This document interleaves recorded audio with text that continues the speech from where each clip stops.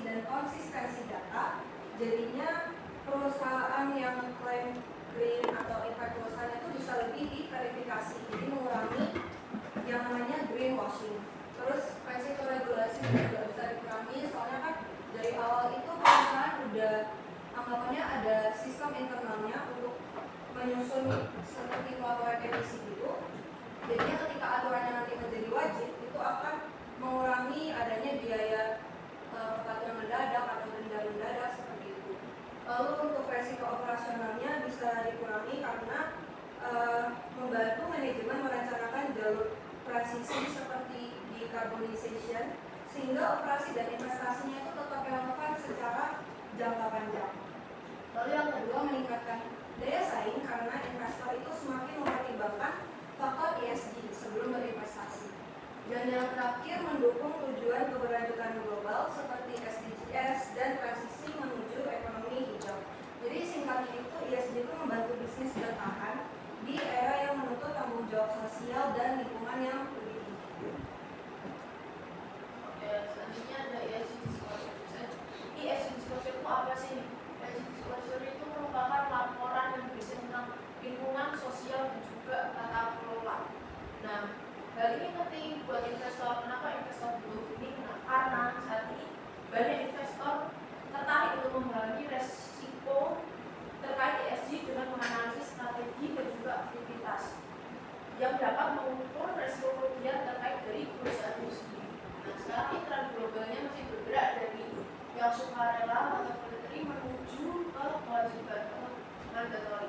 Nah, ini dulu banyak negara yang anggap ESG itu kayak optional aja, mau dilakuin atau mau enggak serah itu. Nah, tapi sekarang banyak negara sudah mewajibkan. Kenapa? Sesimpel karena ingin menyamakan format biar investor ini tuh bisa membandingkan perusahaan satu dengan perusahaan lainnya. Nah, jadi di sini dalam artikel ini ditekankan ada 7 elemen utama yang menentukan kualitas dari laporan ESG ini, mulai dari isi yang diungkapkan, sifat wajib dan atau sukarela, siapa yang wajib melapor, dan juga standar apa saja yang harus dilakukan.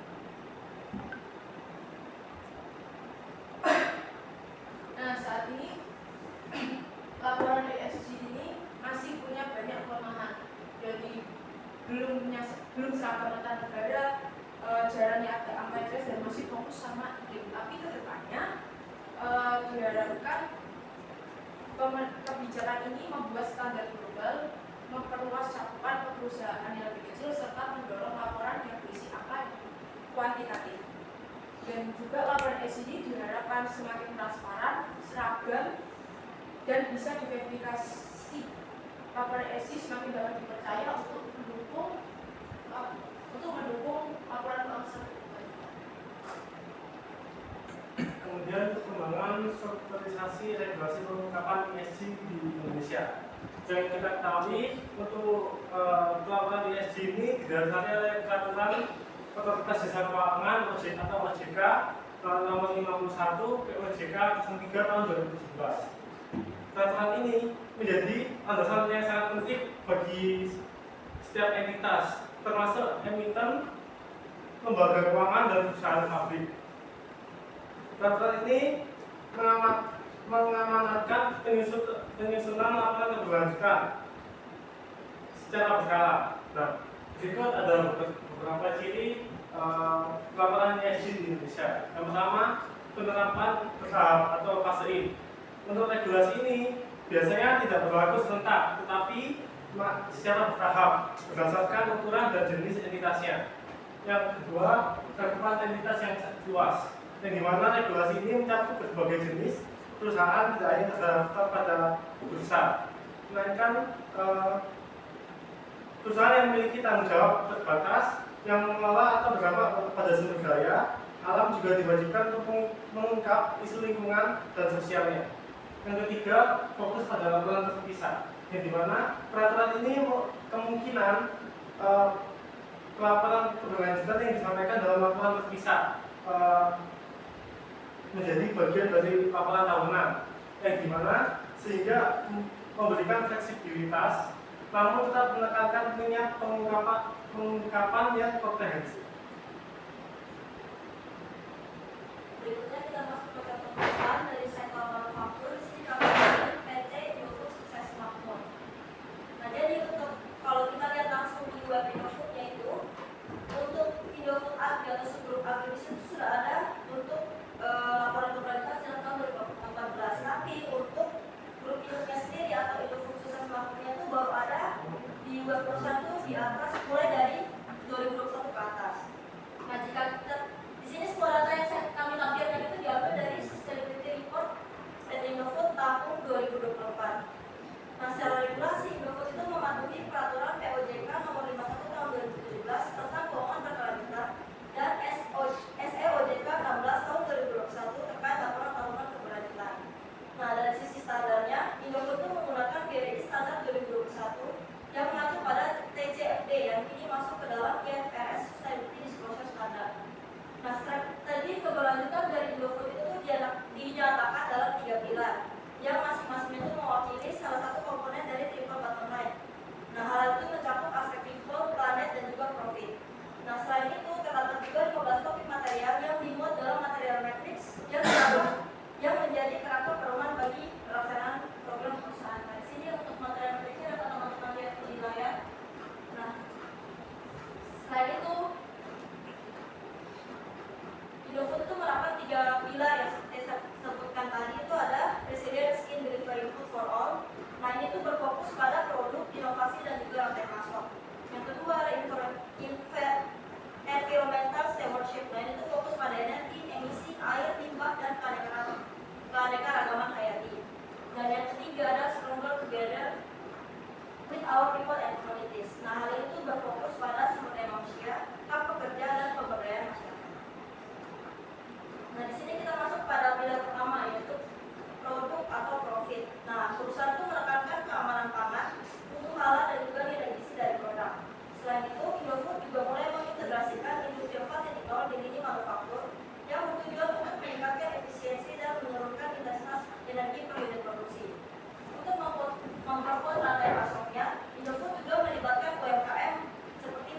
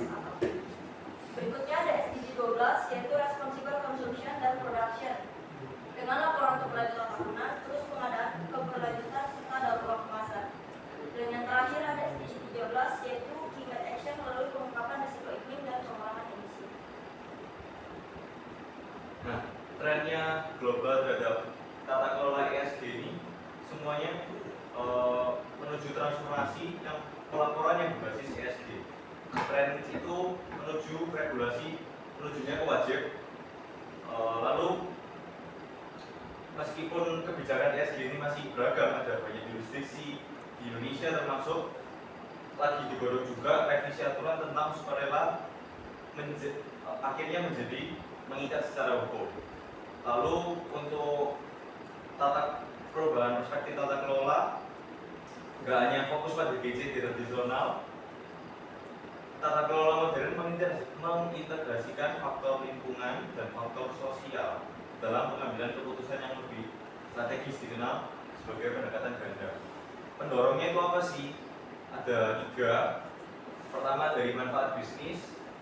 Perusahaan yang lebih proaktif dalam melaporkan ESG itu bisa meningkatkan daya saing, juga reputasi, serta akses ke sumber pendanaan yang berkelanjutan.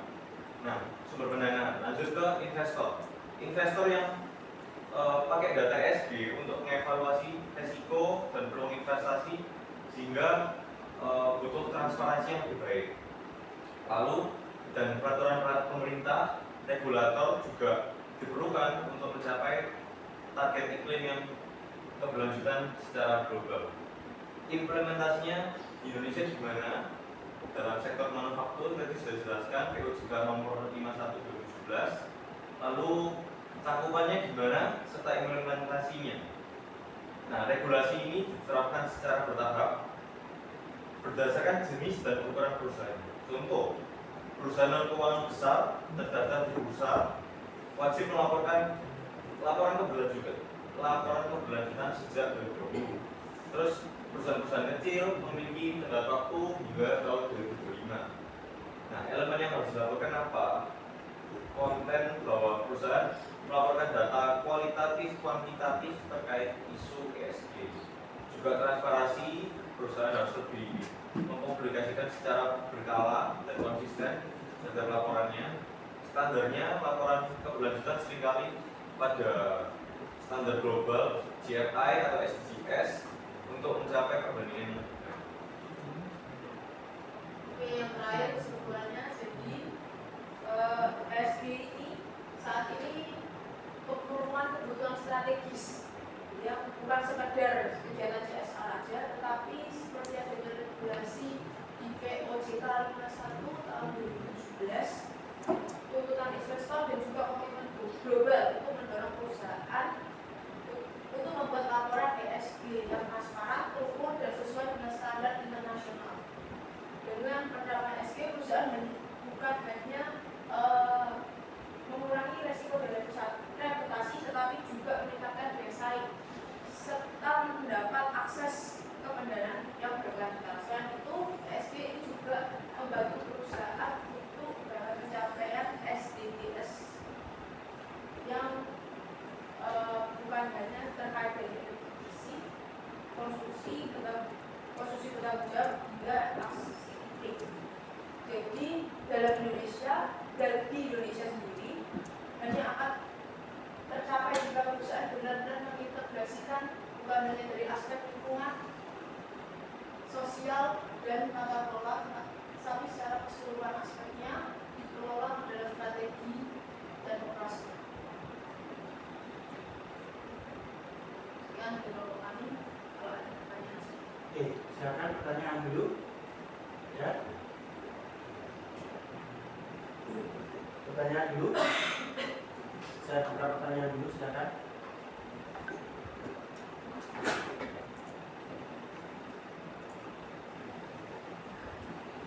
Sudah pada baca tulisannya atau artikelnya apa? Kasusnya kan mungkin dari kelompok presenter pilih sendiri ya, kasusnya apa ya. Kalau tulisannya atau hasil penelitiannya teman-teman sudah baca? Selain presenter belum ada yang baca. Random ya, saya ingin tahu tentang apa sih tulisannya ini sebenarnya.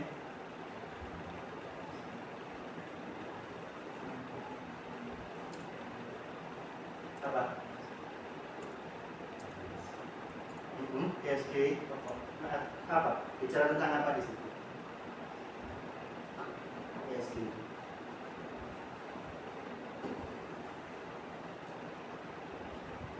Belum baca? Hah? sekilas. Apa? Dari baca sekilas itu apa? Kira-kira.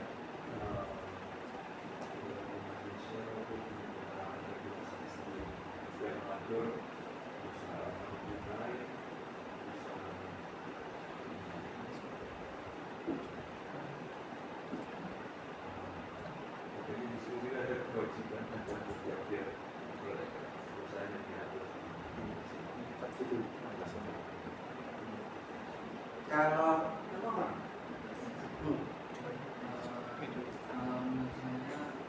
Yang disebut tulisan itu. Bicara apa sih tulisan itu? Perkembangannya dari tata kelola SD. Nah, perkembangannya gimana? Jadi kalau dulu itu pengetahuan saya kalau dulu itu perusahaan itu membuat laporan CSR-nya itu cuma formalitas saja. Kalau sekarang itu dilakukan secara hukum. Gitu. Di survei di apa di artikel itu tulis begitu kan?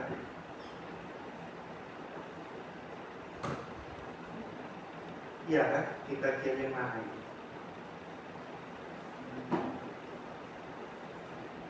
Di bagian yang mana? Badannya formalitas, terus sekarang kita ada formalitas.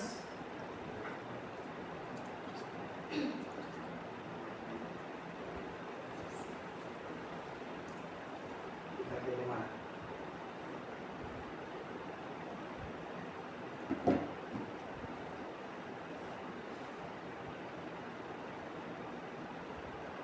Jalan berapa?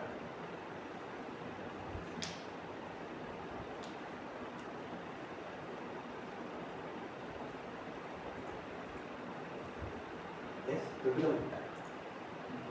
Belum. Ya, karena nggak ada. Karena nggak ngomong itu. Kalau kamu apa? Dari baca apa itu? Bahasanya apa itu? Karena kebijakannya segini gimana? Dari beberapa negara sekilas yang kamu lihat gimana?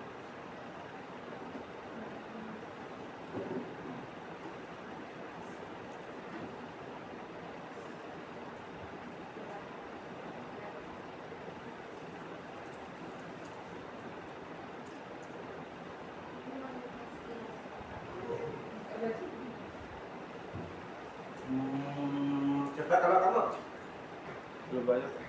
belum baca? Belum wes, pelan-pelan belum baca. Kayak apa namanya itu kayak SD itu udah apa menjadi sama kayak Felix tadi, jadi dia bukan kayak apa namanya bukan hanya jadi juga harus hukum gitu loh, Pak. Juga harus hukum maksudnya ya? Kayak apa menjadi penting gitu loh buat keberlanjutan, jadi dia memenuhi hukum juga. Yang piramida itu Oh, ada ngomong piramida juga kan di tulisan itu. kalau menurut pengalaman saya begitu. Di halaman yang mana?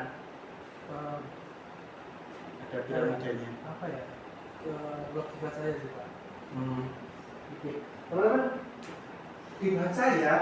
Kalau saya naruh artikel atau mungkin dosen-dosen yang lain naruh artikel, meskipun belum bukan bagiannya teman-teman presentasi, ya dibaca.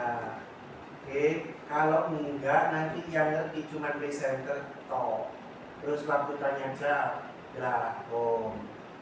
Ya, cuma bisa bengong. Oke. Ya. Kalau ada artikel atau apapun ikut baca, ya. Sehingga nanti bisa komentar, bisa tanya. Nah, teman-teman, kalau dari kalau dari presenter sendiri, tangkap dari tulisan itu sebenarnya apa?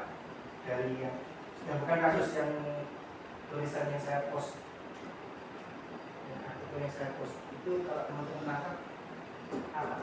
Terkait apa?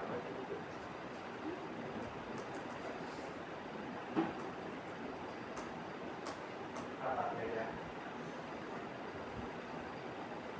Sudah ada baca langsung yang mau presentasi kok. Apa? Ini sifat dari Hmm?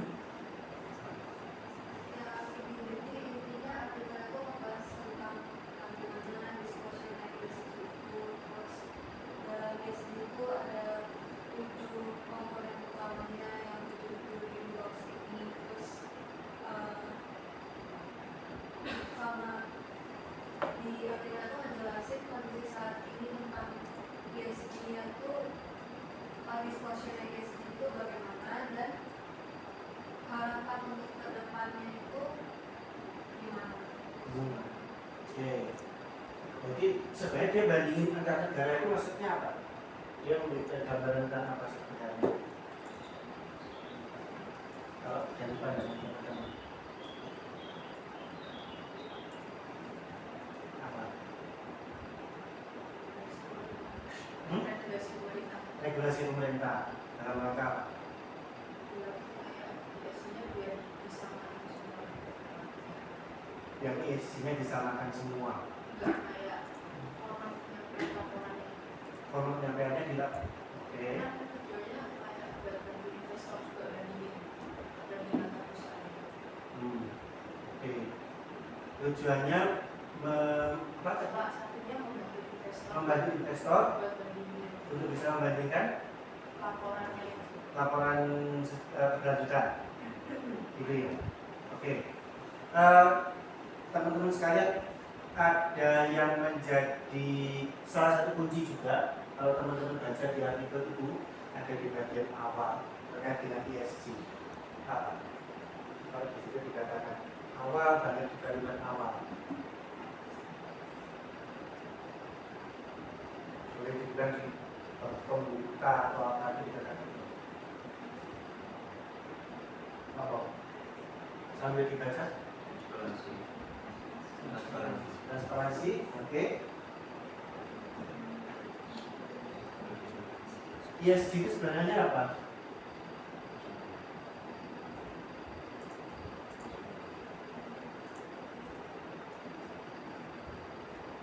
Di introduction di depan.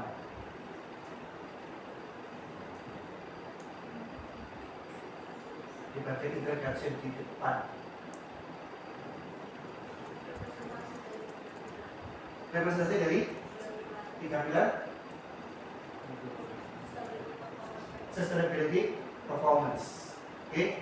Teman-teman, jadi kalau di era sekarang kita tidak lagi bicara, kalau kita bicara firm performance itu kita tidak berhenti pada financial performance, tapi lebih kepada sustainability performance.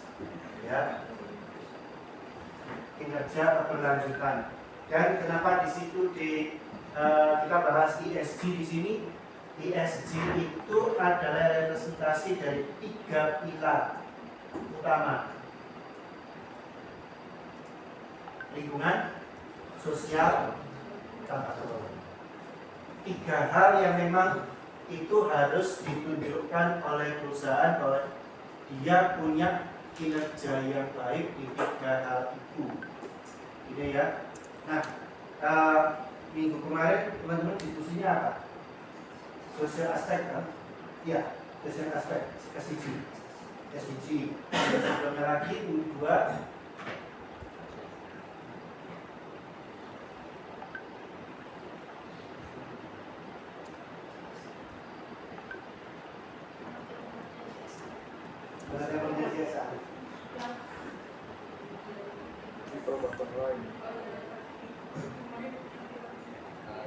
yang menjadi.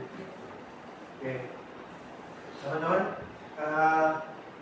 salah ini saya sekedar mencoba mengajarkan dengan latar belakang kenapa kok sekarang di prodi akuntansi mata kuliah akuntansi sosial lingkungan jadi wajib jurusan, gitu ya, bukan lagi pilihan seperti dulu, tapi wajib jurusan dan semua mesti ambil. Sebagaimana teman-teman pahami, ya, dunia bisnis sekarang sudah banyak bergeser, ya, suka atau tidak suka, ya. Sekarang kalau kita bicara bisnis itu kita pasti dituntut bicara juga tentang keberlanjutan. Oke, nah kalau kita diajak bicara tentang keberlanjutan, pasti aspeknya ada apa? Lingkungan, sosial, ekonomi, ya kan? People bottom line. Oke. Nah, kalau kita bicara tentang tata kelola, kita bicara tentang bagaimana akuntabilitas dari satu organisasi itu dikelola, kan gitu ya? Gitu ya. Nah, mulai dari sekarang sampai ke depan nanti, teman-teman sudah dengar atau belum? Mestinya mungkin meskipun cuma selentingan sudah harus mulai aware. Selain PSAK, kita sekarang juga sudah punya standar keberlanjutan. Sudah dengar? Belum? Sekarang IAI juga sudah mengeluarkan standar keberlanjutan. Ngikutin apa? Ngikutin IFRS standar 1 dan standar 2. Oke. Kenapa sekarang kok akuntan itu mau tidak mau, suka tidak suka harus bicara terkait itu? Kita coba kembali ke prinsipnya sebenarnya apa? Kenapa kok kita mesti bicara tentang ESG? Sebelum kita masuk ke sini dulu ya, sampai ke tadi building blocks. Kira-kira menurut teman-teman apa sebabnya?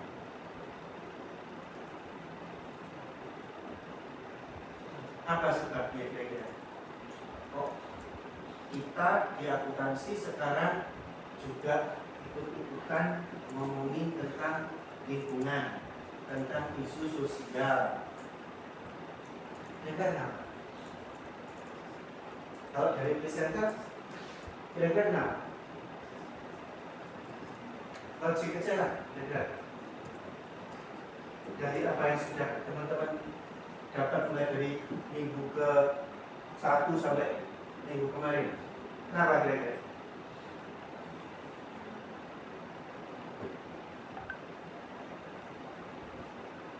Kenapa? Belum ada yang kebayang?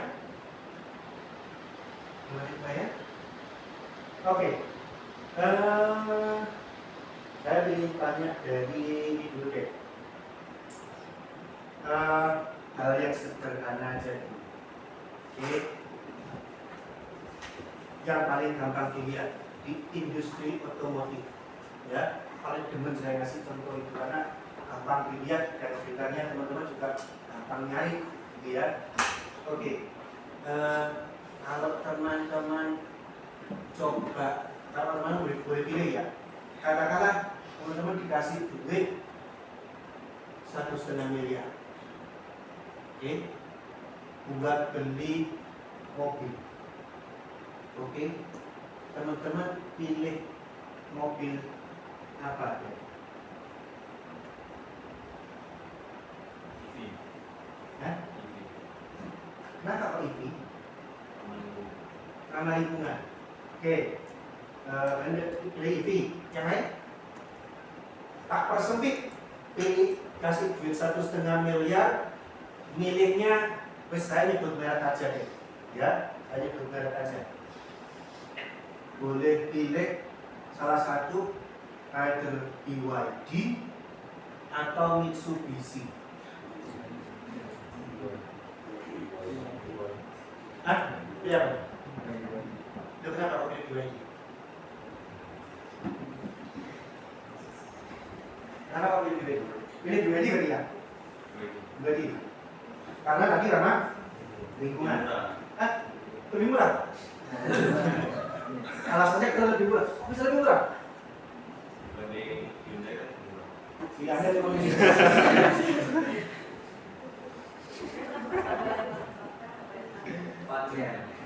Pajaknya murah. Oke. Pajaknya cuma berapa puluh ribu kan ya? Berapa ratus ribu. Pilih apa? Pilih kenapa? Tadi pajaknya murah.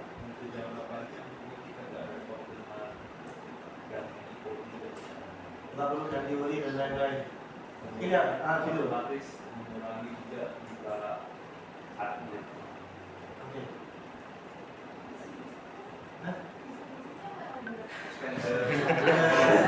Pajero, Pajero. Kenapa? Bagus modelnya, simple, ya. Bagus modelnya. Padahal dia jalannya pakai apa nggak tahu juga sih. Tahu-tahu nanti pas kayaknya waktunya ngisi bensin deh. Buka, cuma ada colokan ya. Kalau ngisi bensin di mana ya? Oke. Karena tadi nggak perlu ganti oli, modelnya bagus. Oke, yang model pertama itu terpaksa tak pinggirkan dulu. Tadi karena pajaknya murah. Menurut saya lebih tertarik. Kenapa kok menurut kamu pajaknya murah? Kenapa kok pemerintah menerapkan pajak murah untuk BYD? Implementasinya kan belum banyak, jadi diarahkan untuk menuju ke sana pemerintah Implementasi apa ini? Indonesia. Implementasi apa? Implementasi Indonesia. Mobil listrik. Jadi pemerintah mendorong mobil listrik. Oke. Kenapa kok pemerintah mendorong mobil listrik? Kenapa kok enggak Mitsubishi dikasih juga apa? Insentif pajaknya murah. Jaga lingkungan. Kan solar. Oleh pajak itu. Karena diesel sama bensinnya sudah banyak, yang permasalahan itu Oke. Menurut teman-teman sekarang dari fenomena yang kayak begitu itu dampaknya kemana? Sekarang kok bisa dampak ke lingkungan? Karena mata kuliahnya asli, Pak, dampaknya lingkungan. Mengurangi polusi udara, Pak. Mengurangi polusi udara. Karena mengurangi polusi udara. Oke. Ada yang lain? Berarti sekarang kalau pemerintah itu menggalakkan EV itu akan mengurangi polusi udara.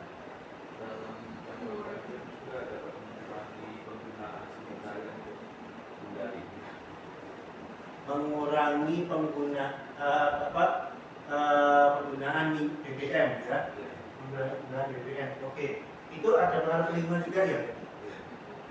Pengaruhnya apa ke lingkungan tadi? Penggunaan BBM. Kalau dari BBM otomatis kan kita harus bawa mesin gitu.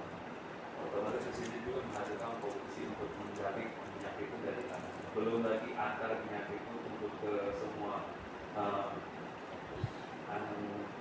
pom bensin di seluruh Indonesia.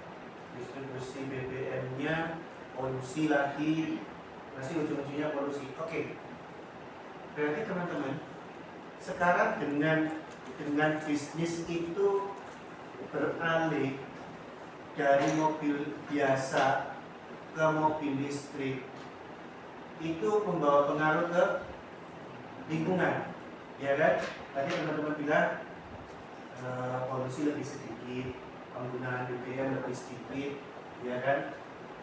Oke, berarti bisnis itu juga mau langsung tidak langsung atau melalui berbagai macam aspek, berbagai macam media itu juga membawa pengaruh ke lingkungan. Oke. Sekarang apakah kira-kira polusi saja yang berkurang? Apa ada dampak lain kalau kita perbanyak penggunaan mobil listrik?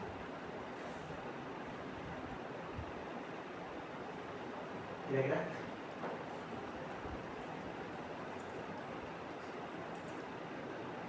Yuk coba kita berpikir. Sekarang gini, Pak geser sekarang. Tadi kan sudah BYD sama Mitsubishi.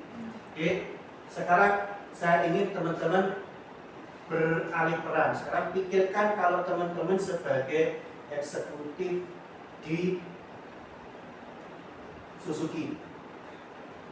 Misalnya, saya ngomongin Toyota deh, Toyota sudah gede. Suzuki. Kira-kira teman-teman lihat kondisi seperti itu, apa kira-kira yang akan langkah strategis ke depan yang teman-teman akan ambil? Pasar ketika ditawari lebih banyak milih BYD, alasannya polusinya sedikit, pajaknya murah karena tidak mikir ganti oli, ya kan? Kira-kira kalau teman-teman jadi eksekutifnya Suzuki, langkah strategis untuk ke depan yang teman-teman akan ambil apa? Mulai produksi mobil listrik, ya, mulai produksi mobil listrik. itu baru Suzuki. Bagaimana sekarang kalau misalnya Nissan? Sama. Ya, semakin banyak perusahaan atau pabrikan otomotif yang sudah kita akan fokus ke EV saja. Oke. Berarti pengaruhnya akan polusi akan drop luar biasa. Kira-kira. Kan semakin banyak kan? drastis dia tapi tidak sampai hilang. Kok nggak hilang? Karena produksi baterai itu masuk Produksi baterai ternyata juga menimbulkan polusi. Teman-teman sudah ini tips ya. Kalau di mata kuliah ini selain dari kalau tadi saya sedikit pesan kalau dosen taruh artikel meskipun pas teman-teman gak kebagian presentasi dibaca ya. Selain itu utamanya di mata kuliah ini perbanyaklah juga baca berita-berita ya. Sudah ada yang mengikuti berita bagaimana kondisi di Halmahera Utara, di Maluku, Raja Ampat, apa yang terjadi? Untuk apa? Tambang apa itu? Nikel. Nikel buat baterai. Menyelesaikan masalah nggak berarti kalau begitu? Oke. Apa poin yang mau saya sampaikan di sini? Poin yang mau saya sampaikan di sini itu baru terkait dengan lingkungan. Ya, teman-teman boleh browsing. Boleh sambil browsing sekarang coba cari beritanya bagaimana. Oke, kondisi di Halmahera Utara, di Maluku, nelayan di sana seperti apa? Oke, dengan adanya tambang nikel di sana, boleh sambil browsing juga. Di situ boleh barangkali mau dibayangkan boleh. Kalau teman-teman mau cari di YouTube-nya ada juga. Bahkan ada yang menunjukkan sampai kulitnya di sini tuh apa ya rusak atau apa karena ya dia penyakit kulit tapi ya karena dia harus melaut di laut yang sudah tercemar. Berarti tidak hanya masalah polusi, tapi ketika kemudian lautnya itu tercemar, nelayan nggak bisa melaut, atau kalau misalnya melaut dia harus melautnya lebih jauh. Kalau melautnya lebih jauh artinya apa? Ongkosnya kan lebih mahal, jadi kan? Ongkosnya lebih mahal. Ongkos lebih mahal berarti kalau buat masyarakat sekitar apa? Itu banyak misalnya teman-teman Maluku Utara. Kalau misalnya melautnya harus lebih jauh, berarti kira-kira kebayang nggak efeknya apa? Ongkos melautnya lebih mahal. Kalau buat masyarakat setempat berarti apa? Harga jual ikannya jadi mahal. Bisa kebayang berarti perekonomian di situ seperti apa? Nah, teman-teman, ya, tidak apa juga mau berhasil lagi itu PT ketika kamu lagi gigit kita ya, yang tidak apa. Habis diprotes kayak begitu berhenti sebentar. Sekarang mau beroperasi lagi. Oke, ada yang sudah pernah Raja Ampat sama nasib ya, belum pernah ke sana sekarang baru bisa. Oke, nah ketika itu kembali beroperasi. Teman-teman, yang mau saya sampaikan di sini apa? Bahwa dalam setiap aktivitas bisnis itu ada dampak sosial dan ada dampak ekonomi. Dampak lingkungan, dampak sosial dan dampak lingkungan pasti ada. Dampak ekonomi nggak usah diomong. Dampak ekonomi kan kita dapat keuntungan, ya kan? modal kembali lagi dan sebagainya. Dampak sosial dan dampak ekonomi itu pasti ada. Oke. Nah, itulah kenapa kalau teman-teman perhatikan di artikel itu yang nomor pertama yang ditulis di depan, ESG itu adalah 3 pilar utama dari kinerja keberlanjutan perusahaan. Perusahaan sekarang nggak bisa cuma sekedar memikirkan kinerja keuangan, tapi dia juga harus berpikir kinerja sosial dan kinerja lingkungan. Oke, nah itu kenapa kita bicara ESG sekarang, gitu ya. Terus kaitannya, oke, sosial sudah, lingkungan sudah lah. Terus kaitannya sama tata kelola apa ya?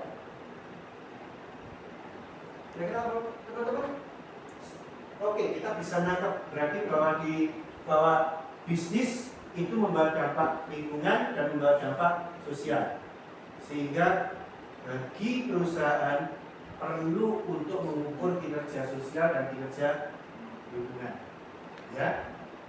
Tapi sekarang kaitannya sama G-nya apa? Atau tata kelola. Kira-kira kalau teman-teman, kira-kira kalau terkait dengan tata kelola, kalau tata kelola itu kan sudah bukan barang baru bagi kita ya. Kita dari dulu udah banyak bicara tentang tata kelola, ya kan? Kita dari dulu udah banyak bicara tentang tata kelola. Apa kaitannya sekarang tata kelola dengan kinerja lingkungan dan kinerja sosial, kira-kira?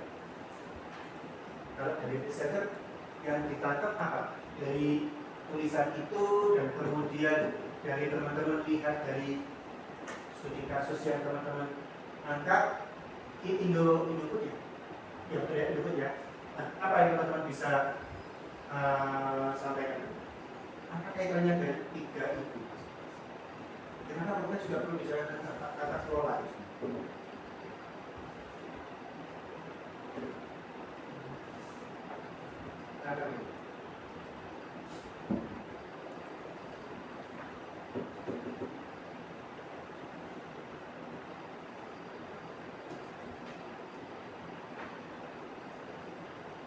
Kenapa sekarang tata kelola menjadi salah satu pilar penting? Kira-kira ini idea?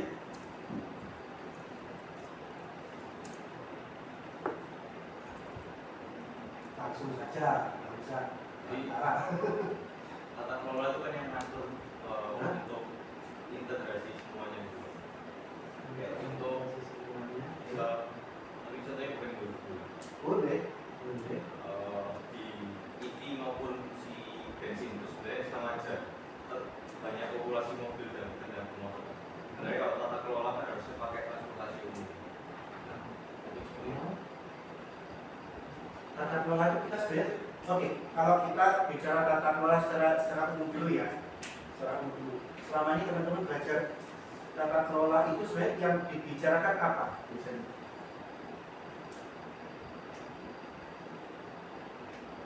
Kalau bicara good corporate governance atau corporate governance, biasanya dibicarakan apa? Regulasi hukum, oke. Berarti terkait dengan ada lagi regulasi hukum apa? Boleh sambil browsing. Ngomongin tata kelola itu ngomongin apa biasanya?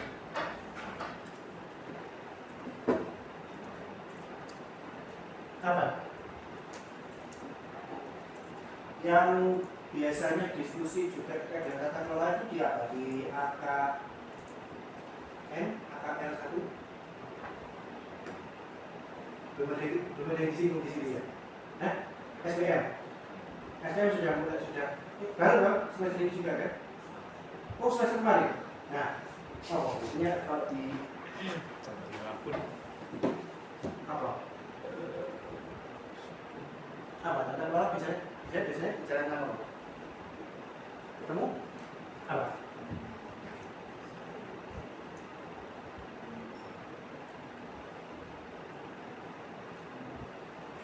Ada yang ketemu?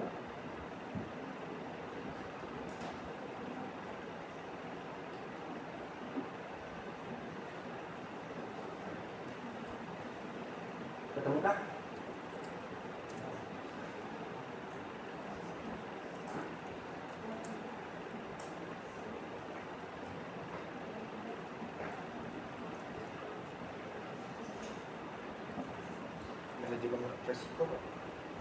Ada unsur manajemen risiko. Yes, tadi ada unsur regulasi atau peraturan, ada unsur manajemen risiko. Apalagi?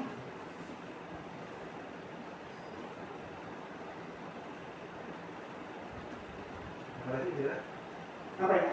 Kamu enggak? Bicara kata kalau apa bicara apa?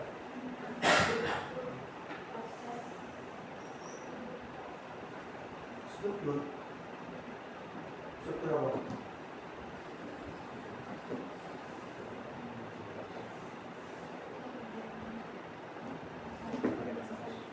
Struktur organisasi. Oke, ada kaitannya sama struktur organisasi. Proses apa?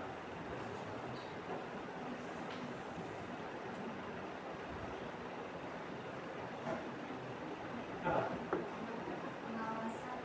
Penarahan, pengawasan, transparansi. Oke. Intinya berarti kalau dirangkum itu terkait dengan apa? Kira-kira.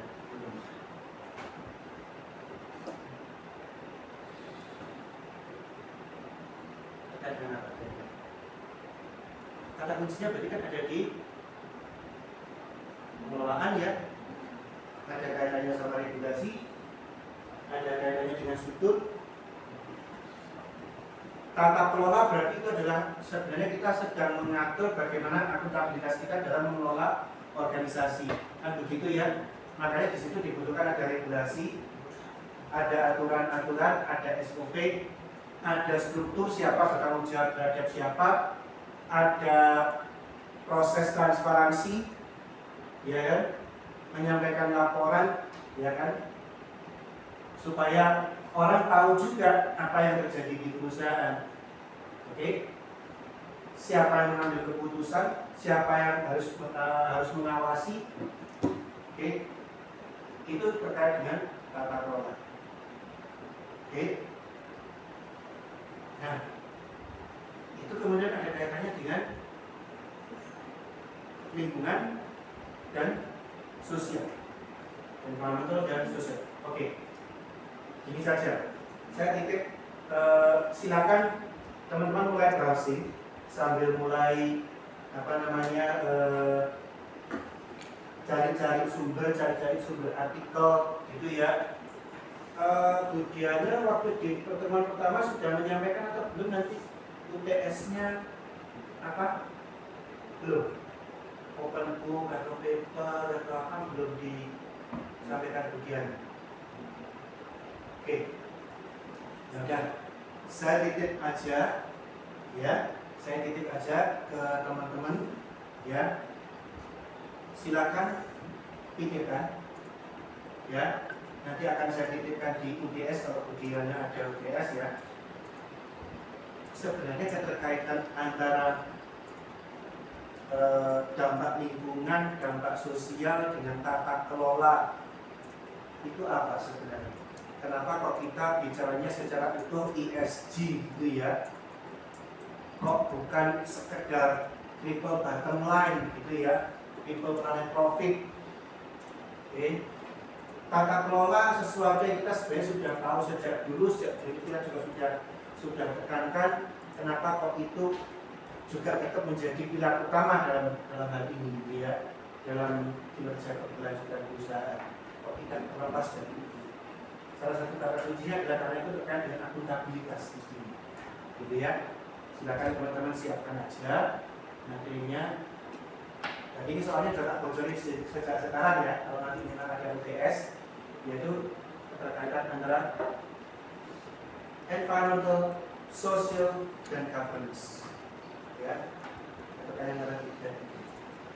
Oke, sampai sini dulu.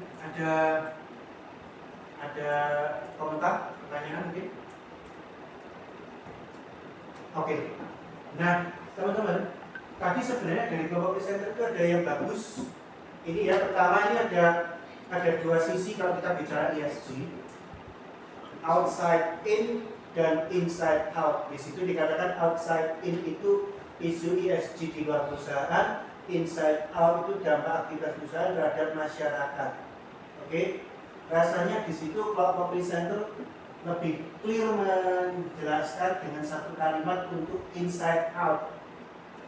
inside out itu berarti sebenarnya dampak perusahaan ke semua, ya ke lingkungan, ya ke aspek sosial. Oke, outside in, isu ESG di luar perusahaan. Kira-kira maksudnya apa ya? Apa? Kalau dari riset itu menjelaskan gimana? Outside in. Pokoknya kayak perubahan di Hmm. regulasi itu kan di luar kendalinya perusahaan, yang dari luar perusahaan, apa dampaknya ke perusahaan itu sendiri, ke kinerja perusahaan. Oke, bagaimana dampaknya regulasi terhadap perusahaan? Oke, salah satunya begitu. Yang lain mungkin ada isu ESG di situ kalau selain regulasi apa? Beda. Isu ESG. Oke, teman-teman kalau kita bicara isu ESG, ya,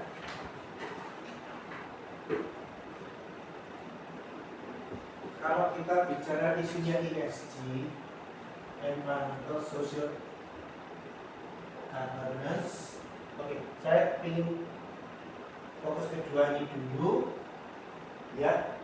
Kalau isu lingkungan itu apa aja sih kira-kira isu lingkungan itu? Hah? Climate change, perubahan iklim, apalagi? Kira-kira kalau kita bicara isu lingkungan itu apa aja? Bencana alam,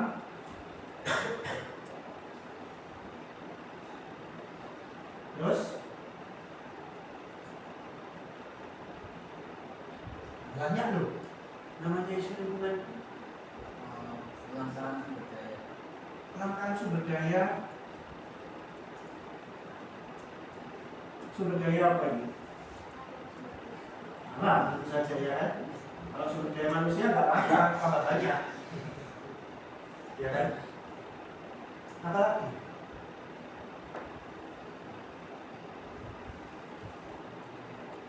Yang tadi lihat mobil listrik sama emisi karbon, polusi, ya. Nah, sebenarnya kalau kita bicara outside in, itu adalah bicara tentang bagaimana isu-isu ini kira-kira apa berpengaruh ke perusahaan. Kira-kira ini mempengaruhi ke perusahaan itu seperti apa? Pengaruhnya ke perusahaan sejauh mana? Seberapa parah pengaruhnya ke perusahaan? Itu kita bicara outside in. Oke, ini kita bicara outside in. Sekarang katakan saja misalnya climate change. Ya, kalau menurut teman-teman climate change itu pengaruhnya ke, nggak usah jauh-jauh, ke Ubaya itu apa kira-kira? Banjir. Hah? Banjir. Banjir. Banjir. Dan coba dia ngomong banjir tadi. Banjir. Misalkan kalau lagi musim hujan, banjir Pak depan Pak. Banjir. Yes. Oke. Banjir. Ada lagi? Panas. Simpel kan? Makin panas. Datang makin panas sih. Oke, katakanlah banjir. Banjir ini sebenarnya kan juga apa ya, mungkin misalnya upaya 100% ya enggak juga sebenarnya. Sekarang drainase di seputaran Ubaya sini juga parah juga kan. Kebayang nggak kalau hujan lebat di sini, yang hal paling sederhana, air larinya kemana? Nggak jelas masalahnya air larinya kemana, ya nggak? Kalau kita dulu waktu di SD belajar fisika, air itu mengalir dari yang tinggi ke titik yang rendah. Nah, sekarang titik yang tinggi yang mana? Titik yang rendah yang mana? Kalinya itu bisa jadi lebih tinggi daripada mungkin taman di sini. Kalau diukur benar-benar apa ketinggian permukaannya, ya kan? Gak jelas semua, ya kan? Nah, berarti kalau kondisi seperti itu, bagi Ubaya impactnya apa? Berarti. Ya?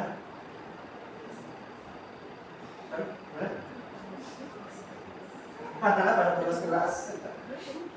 Anak-anak pada bolos kelas. Yeay, anjir, gitu ya. Oke, pikirkan dari sudut pandangnya, jangan jauh-jauh deh. Dari sudut pandangnya biar 2 deh. Biar 2. Biar 4. Sorry, sarana prasarana. Impact-nya apa?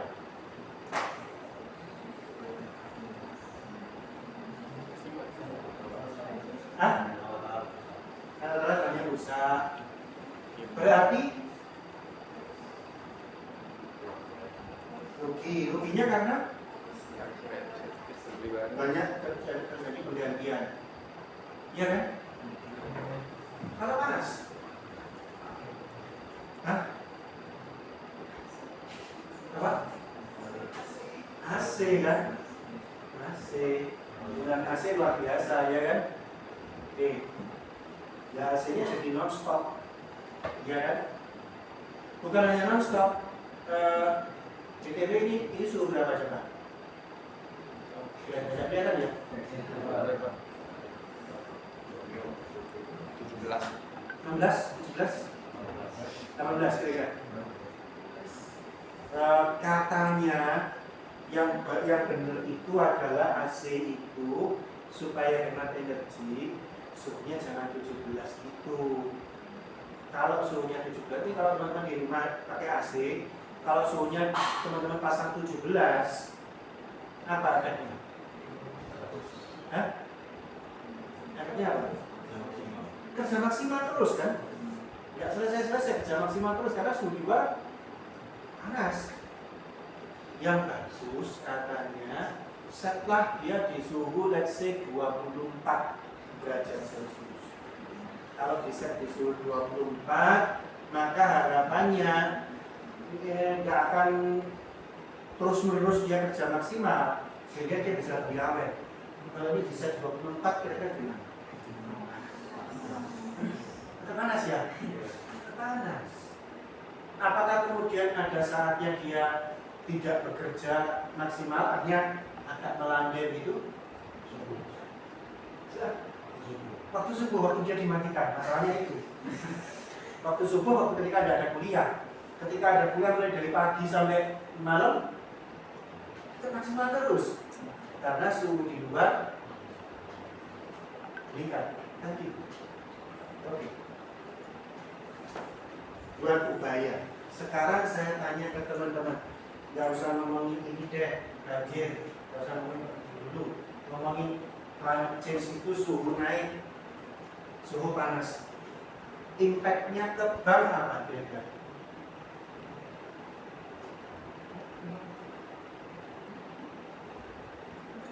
Ke bank BCA, impact-nya apa kira-kira climate change?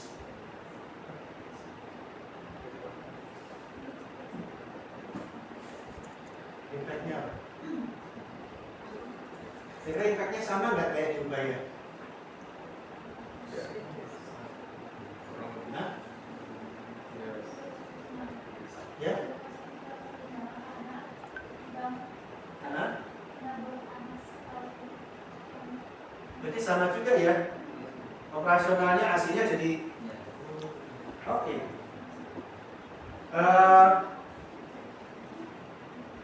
Kalau ini emisi karbon, saya nggak tanya impact-nya ke maskapai penerbangan atau ke PT KAI, kira-kira impact-nya ke Bank Mandiri apa?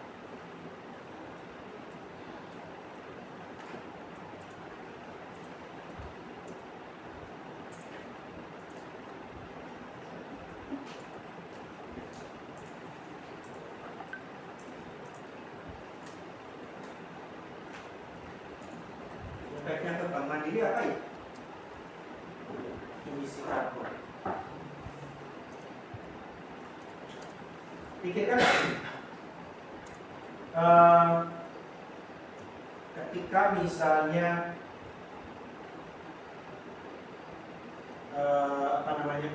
pemerintah mengeluarkan regulasi ya untuk mengurangi emisi karbon ya, maka anggaplah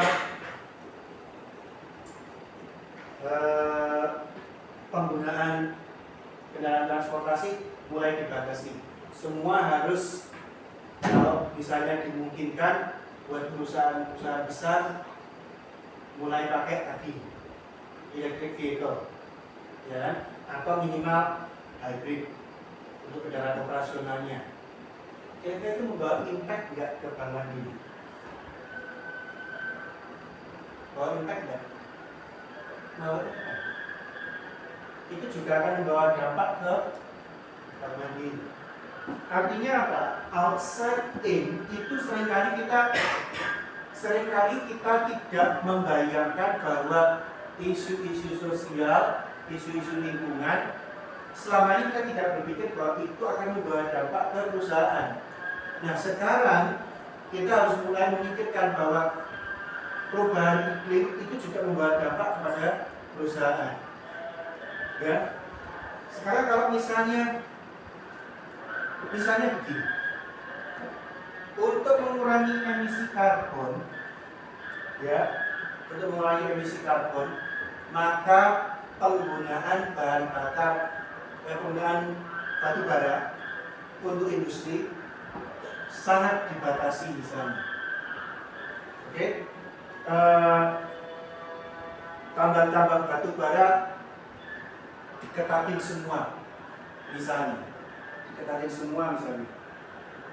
Terbayang nggak kalau misalnya Bank Mandiri ini, ya, dia misalnya memberikan kredit, kalau misalnya kreditnya itu 20% saja, ya, 20% saja larinya ke perusahaan-perusahaan tambang batu bara. Ngaruh nggak kira-kira kalau pemerintah ambil kebijakan penggunaan batu bara dibatasi? Ngaruh kan? Ngaruh. Itu adalah outside in. Outside in. Kondisi yang di luar yang kemudian itu membawa pengaruh kepada perusahaan. Oke.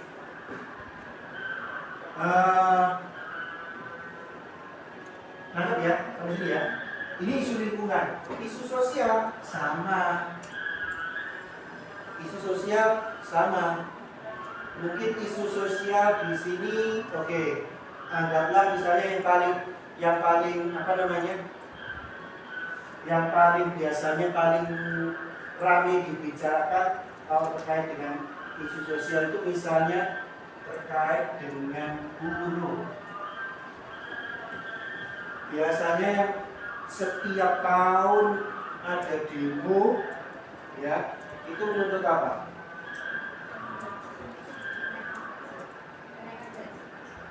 Menuntut kenaikan UMR. Oke, di dalam upah minimum regional ini kan pasti ada komponen-komponennya. Ada untuk kehidupan, untuk kebutuhan pokok, ya, dan macam-macam. Ketika pemerintah kemudian menetapkan, oke, UMR saya naikkan, itu adalah dampak outside in ke usaha. Ini yang lagi heboh beberapa waktu terakhir, kita nggak ngomongin di Indonesia, di Amerika heboh banget, ya kan? Ketika pemerintahan Trump kemudian tadinya meninjau ulang, tapi kemudian mau membatalkan, saya lupa namanya apa itu, visa untuk pelajar asing, apa namanya? Bukan green card, visa untuk pelajar asing, apa namanya? Coba berkolaborasi. Iya, yang Harvard juga. Apa enggak pengaruh ke Harvard? Pengaruh. Makanya kampus-kampus teriak, iya kan? Begitu kebijakan itu keluar, ya teriaklah kampus-kampus macam Harvard, macam Stanford, yang mungkin 60% sampai 70% mahasiswanya adalah mahasiswa asing. Nah terus mereka dapat pemasukan dari mana? Ya kan? Nah, plus ada juga selain visa untuk pelajar, itu visa untuk profesional. Ya, begitu itu di-cut, yang kolaps besar-besar juga. Karena apa? Tenaga kerjanya banyak, tenaga ahli dari asing. Itu outside in, isu sosial. Oke, nah teman-teman sekalian, di artikel yang saya taruh itu, yang sebenarnya saya minta teman-teman untuk baca, nanti setelah ini silakan dibaca. Artikel itu sebenarnya berawal dari International Platform of IPSF, Sustainable Finance. Jadi teman-teman, salah satu titik masuknya ketika kita berbicara isu sosial dan isu lingkungan, ya, kalau kita bicara terkait Indonesia, salah satu titik masuknya itu adalah dari sudut pandang investor. Menurut teman-teman desainer sekarang, kenapa kok dari investor? Kira-kira kenapa kok dari investor titik masuknya? Kenapa ketika kita bicara ESG, yang tadi ada di slide mana tadi ya? Oh ini, kesadaran investor. Kenapa kok salah satu yang menjadi faktor pendorong dan yang selalu dibingungkan itu adalah investor dari sudut pandang investor. Kenapa kok investor? Kenapa? Tuntutan investor. Transparansi.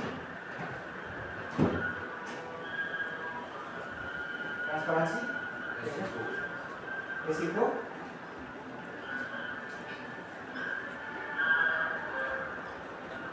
Ada pemikiran? Sesederhana begini teman-teman. Ini saya pernah diskusi dengan salah satu anggota Dewan Standar Keberlanjutan.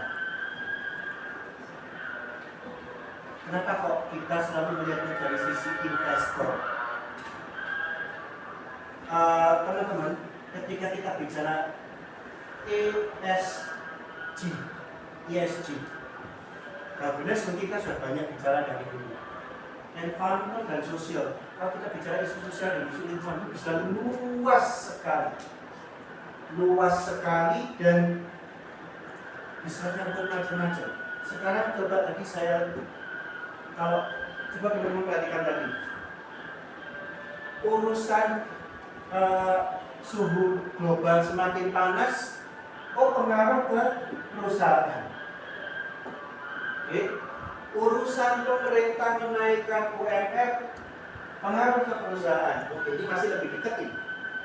Ini masih lebih dekat. Urusan misalnya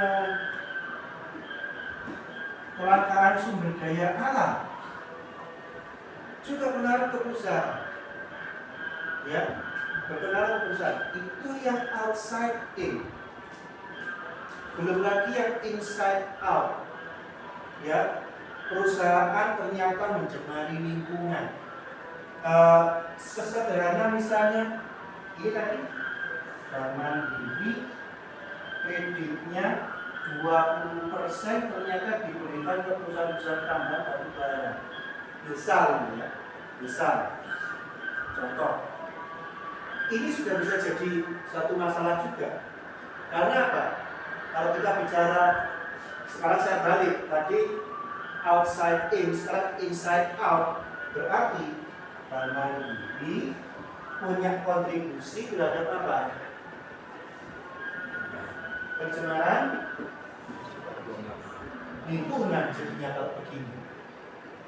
Kalau misalnya kreditnya dari 20% tahun lalu dinaikkan jadi 22%, semakin banyak tambang batu bara yang didanai, akan semakin banyak emisi karbonnya, climate change-nya semakin parah. Berarti pengaruhnya ke lingkungan kan jadi luar biasa. Teman-teman, kalau kita bicara isu lingkungan, isu sosial itu luas sekali, ya, luas sekali. Salah satu titik masuknya yang paling mudah itu adalah dari sudut pandang investor. Kalau dari sudut pandang investor, maka yang dilihat adalah dari isu lingkungan dan isu sosial yang bisa diukur impact-nya in terms of money. Itu yang mana? Itu dulu, ya, yang bisa diukur impact-nya ke nilai uang. Itu yang mana? Mungkin tidak langsung, tapi dimulai dari apa? Tadi ada yang menyatakan adalah dari risiko.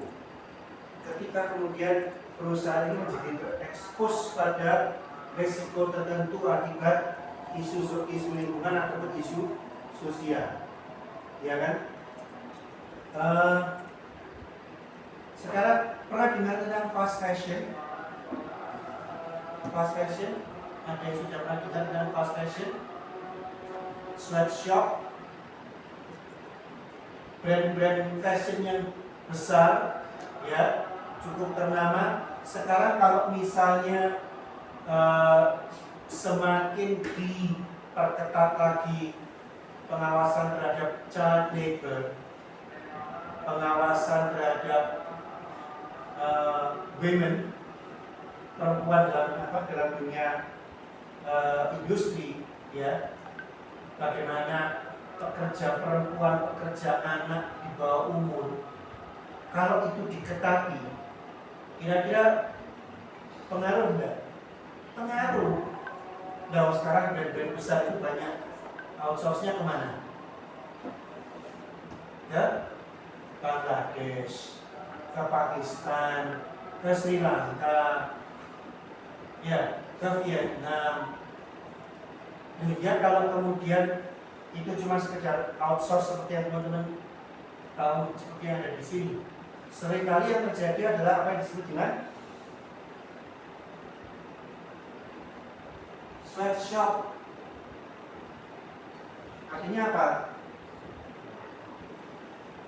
Ya, lingkungan kerja, lingkungan industri yang sebenarnya tidak layak. Kalau itu diketati, pengaruh perusahaan, pengaruh. Karena sekarang pengaruh itu besar sekali ke perusahaan. Satu-satunya titik masuk yang mudah, relatif mudah, itu dilihat dari sisi investor dulu. Investor harus bisa melihat seberapa perusahaan terpapar terhadap risiko lingkungan atau risiko sosial. Itu dulu. Dan bagaimana tata kelola yang dimiliki oleh perusahaan itu bisa mengcounter ini. Itu dulu titik masuknya. Itulah kenapa hampir di setiap kesempatan di sini bentukan investor. Kalau teman-teman perhatikan, sebenarnya, ya, silakan nanti sambil browsing, sambil cari banyak artikel-artikel lain juga. Antara tuntutan investor dengan peraturan pemerintah itu selalu apa ya? Saya ngomongnya itu intertwined, ya. Jadi selalu kayak antara pemerintah itu menuntut lewat regulasi, ya kan, sehingga investornya ngikut, oke, atau investornya mulai memberikan tekanan sehingga pemerintahnya mengeluarkan regulasi yang sesuai. Itu yang terjadi. Jadi seperti selalu terkait antara dua ini. Tapi titik masuknya dari situ dulu. Kalau kita sadar bahwa perusahaan itu punya impact terhadap lingkungan dan terhadap sosial. Tapi kalau kita hanya berharap perusahaan itu sadar gitu doang ya. Sadar dong, sadar ya sadar. Kontribusi dong, tangani dong, nanti dulu. Ya kan? Orang kan sebelum bilang nanti dulu. Tapi ketika sudah ada dua itu, maka mau tidak mau perusahaan akan mulai memikirkan. Makanya, nah, tadi ada di slide-nya juga terkait dengan building blocks seperti kan. 7 blok tadi.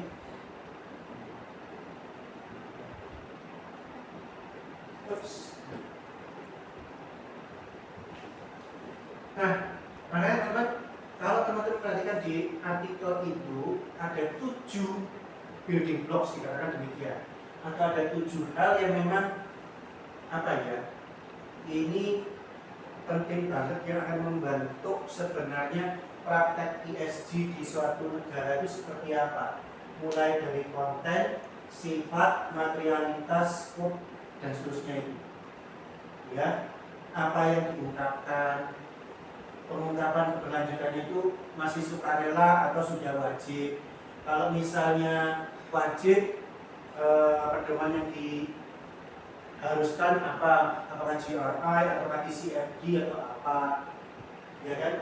Materialitasnya bagaimana, skopnya siapa yang harus melapor, apakah hanya perusahaan yang go public atau semua perusahaan.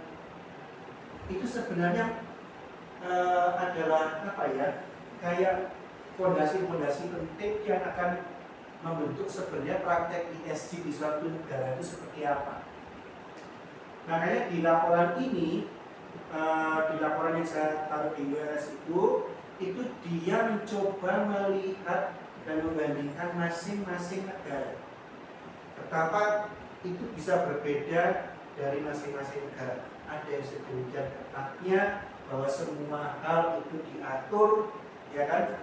Kontennya, sifatnya dan macam-macam diatur. Ada yang ala kadarnya. Ya. Nah, itu akan menentukan nanti teman-teman bagaimana praktek ESG di negara itu. Ya. Nanti teman-teman ketika nanti sudah di materi-materi berikutnya, sebentar saya sambil ngintip silabus. Oke.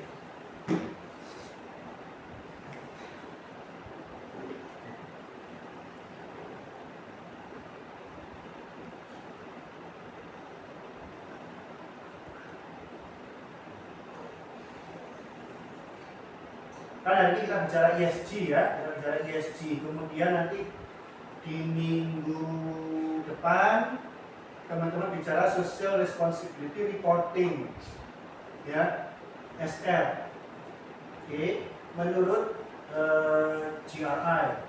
Kemudian yang minggu ke-6 menurut TCFD dan IFRS 1 dan 2. Oke. Kemudian di minggu ke-7 itu juga masih social responsibility reporting juga. Jadi social responsibility reporting itu teman-teman akan bicara sampai 3 kali, ya, 5, 6, 7. Oke. Setelah UTS nanti teman-teman akan bicara tentang assurance, ya. Ketemu lagi nanti dengan saya terkait dengan model slavery dan macam-macam. Teman-teman, nanti teman-teman akan belajar juga bahwa dari berbagai macam isu di lingkungan dan sosial ini, perusahaan mestinya juga harus mengukur isu apa yang kira-kira paling krusial, isu apa yang paling risikonya paling gede, ya, itu yang harus diambil terlebih dahulu. Oke, namanya kalau bicara isu lingkungan banyak, apakah semuanya akan dihandle oleh perusahaan? Nggak mampu, harus dipilih. Tapi cara milihnya gimana? Isu sosial juga sama, ya. Itu semua nanti akan kita pelajari bertahap, gitu ya. Makanya mungkin kalau teman-teman perhatikan seperti ini di Indofood, ya, Indofood tadi yang di dilaporkan apa aja? Kalau di Indofood komponennya apa aja?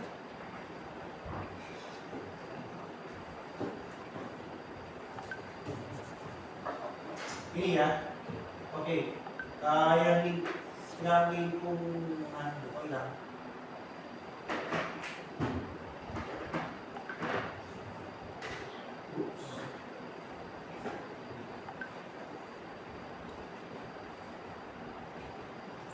Nah, misalnya terkait dengan lingkungan, di situ misalnya penggunaan energi terbarukan, kemudian risiko iklim, ya, itu Indofood harus mengukur dari sekian banyak isu lingkungan yang sebenarnya paling krusial dan paling risikonya paling tinggi yang harus segera ditangani itu apa? Muncul itu, oke? Kemudian isu sosial misalnya, sektor manufaktur itu biasanya paling rawan kalau bicara apa? Apalagi kalau bicara sektor manufaktur yang melibatkan banyak tenaga kerja, biasanya itu akan sangat terkait dengan pekerja di bawah umur, anak-anak di bawah umur, ya, isu kesehatan, diskriminasi, yang seperti itu. Kalau memang itu menjadi isu yang paling besar yang harus dihadapi oleh Indofood, ya itu yang akan diungkapkan. Ya, ketika teman-teman coba bandingkan dengan perusahaan yang lain, mungkin bisa jadi beda. Ya, karena memang isu lingkungan dan isu sosial yang dihadapi beda lagi, tingkat risiko dan tingkat urgensinya, ya. Nah, itu kenapa pentingnya sekarang kita punya struktur yang bisa membantu perusahaan untuk sebenarnya memilah itu seperti apa, gitu, ya. Nanti akan ketemu lagi ketika kita akan bicara terkait dengan assurance, ya. Karena sebenarnya logikanya sederhana. Teman-teman sekarang kalau kita bicara akuntansi keuangan aja, ya, kita bicara akuntansi keuangan, kita punya kinerja bagus dan sebagainya, itu bagaimana cara memastikannya? Salah satunya audit, kan? Ini pun demikian, ya. Oke, sampai sini ada pertanyaan?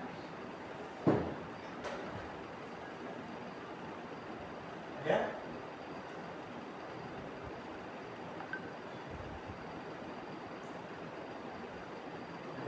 Komentar?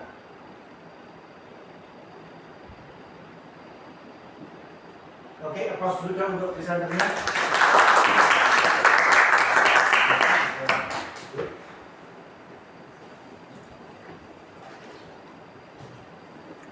Oke, kalau saya ini di luar materi ya, saya usul aja sih. Kalau yang depan sendiri sih sebenarnya ada jaringan itu ya, karena terlalu mendongak. Kalau misalnya next ada yang presentasi, ya, saya usul aja sih kasih kursi juga di depan, kan nggak apa-apa ngambil dari sini ya. Jadi nggak perlu berdiri berlama-lama kalau serta dulu ya. Tapi juga gitu ya, sambil duduk semua kan asik tuh kayak talk show gitu ya. Nah, next yang mungkin next week ya. Next weeknya presenter berikutnya boleh deh ada sesi juga di depan yang nggak harus berdiri gitu ya. Tapi izin dulu sama yang apa kayak di depan. Oh begini. Jadi pas begini masuk atau begini atau masuk, izin juga dikasih kursi juga, jadi bisa sambil duduk gitu ya, kayak talk show gitu. Kayak serta. Oke. Baik, saya coba recap semuanya ya. Jadi kita hari ini sebenarnya diskusi tentang 3 pilar utama dalam kinerja berkelanjutan. 3 pilar utama itu ada yang terkait dengan lingkungan, sosial, dan tata kelola. Tata kelola itu juga dulu kita udah cukup familiar sebenarnya. ya teman-teman, ya sekaligus ini bocoran soalnya nanti untuk UTS kalau memang ada UTS-nya, ya siapkan itu aja. Ya, sebenarnya keterkaitan antara tiga hal ini seperti apa? Kenapa kok kita bicaranya environmental, social, governance? Ya. Siap, nah, semua ini didasari karena memang bisnis itu tidak ada yang tidak membawa dampak sosial. Tidak ada bisnis yang tidak membawa dampak lingkungan. Meskipun kita berdalih, kan usaha saya usaha jasa, tetap aja itu ada dampak lingkungan. Ya, langsung atau tidak langsung. Nah, sebenarnya ini semua berangkat dari filosofi dasar bahwa bumi ini kita nikmati bersama. Ini adalah rumah kita semua. Kalau memang kita punya bisnis, harusnya bisnis itu membawa manfaat untuk semua, membawa kebaikan untuk semua, bukan hanya manfaat untuk pemilik bisnisnya saja. Itulah kenapa ada ESG. Itulah kenapa perusahaan sekarang kalau berbicara kinerja, tidak lagi kinerja keuangan, tapi kinerja keberlanjutan. Ya, pelaporan korporat sekarang tidak hanya pelaporan keuangan, tapi juga pelaporan keberlanjutan. Dan kita sadar betul kalau yang namanya isu lingkungan dan isu sosial itu bisa luas banget. Makanya saya ajak teman-teman rajin-rajin baca berita-berita juga supaya tahu sebenarnya di luar itu isu lingkungan itu seperti apa. Dan kadang-kadang kalau kita sudah tahu berita kayak begitu, kita bisa jadi sadar betapa apa yang kadang-kadang kita pikir itu adalah solusi, ternyata belum tentu jadi solusi. Ya, ternyata belum tentu jadi solusi. Oke, nah karena isu sosial dan isu lingkungan itu luas, supaya perusahaan itu fokus dan memang mau mulai nyentuh ke situ. Itulah kenapa kita selalu ngomongnya ada unsur investor dan ada unsur regulasi. Ya, karena itu adalah titik masuknya untuk mengajak perusahaan mulai peduli terhadap isu sosial dan isu lingkungan. Sulit kalau kita hanya sekedar berharap, ya sadar, sulit. Salah satu instrumennya adalah ya regulasi, ya tuntutan pasar. Pasar di sini adalah investor. Ya, artikel yang saya taruh di ULS itu artikel yang menulis tentang bagaimana sih sebenarnya struktur regulasi dari negara ke negara kalau dalam konteks International Platforms for Sustainable Finance. Terkait dengan pembiayaan pun sekarang kita harus sudah berpikir yang mengarah ke keberlanjutan.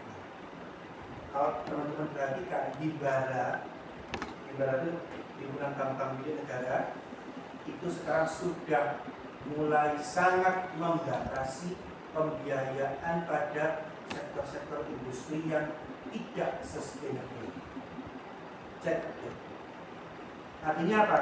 Ketika mereka mengusulkan kredit, mereka juga mikir kalau misalnya yang jadi sasaran itu adalah industri yang tidak sustainable, tidak peduli lingkungan, tidak peduli sosial, mereka akan dikeluarkan.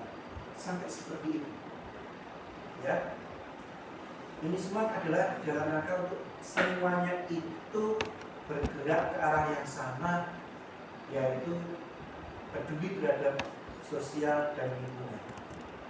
Bahwa bisnis itu harus membawa manfaat pada semua, bukan hanya pada pemilik modal. Ya, bentuknya nanti ada ada bentuk laporan, ada kewajiban untuk assurance, macam-macam.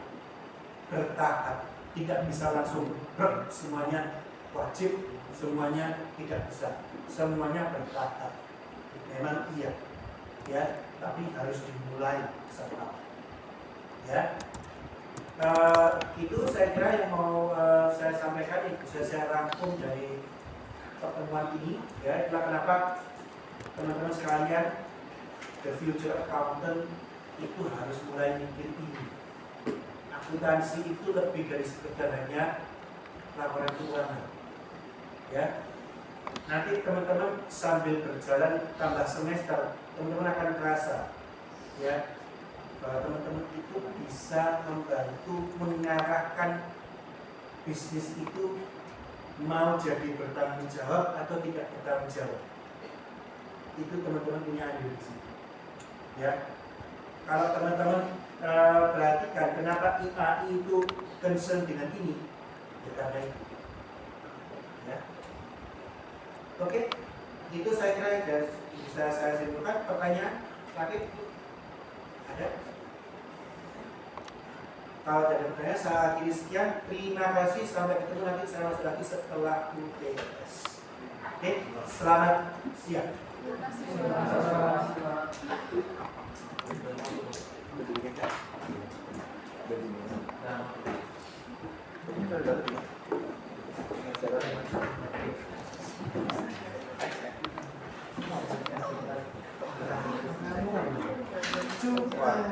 Dia nanti minjem siapa? Yang minjem?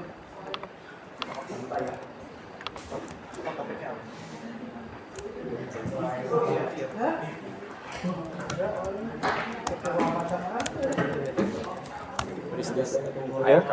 Oh? ARK. Apa itu? Ini. Bukan. Oh. Kuntuaji sama hi-fi. Kuntuaji. Ini hi-fi.